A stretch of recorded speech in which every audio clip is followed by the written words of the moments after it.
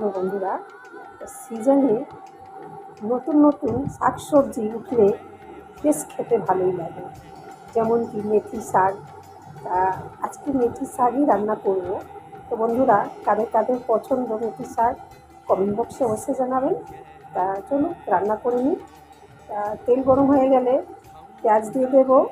পেঁয়াজ ভালো করে ভাজা করে নেব। ভাজা হয়ে গেলে কাঁচা লঙ্কা আর আলু দিয়ে ভালো করে ভেজে নেব। ভাজা হয়ে গেলে দিয়ে দেব মেথি শাক আর নুন হলুদ দিয়ে ভালো করে ভেজে নেব। এইভাবে সুন্দর করে ভাজা করে নেব। তো বন্ধুরা, আপনাদের আমার ভিডিও কেমন লাগে কমেন্ট বক্সে অবশ্যই জানাবেন। সবাই ভালো থাকবেন, সুস্থ থাকবেন। রাধে রাধে। জয় শ্রীকৃষ্ণ।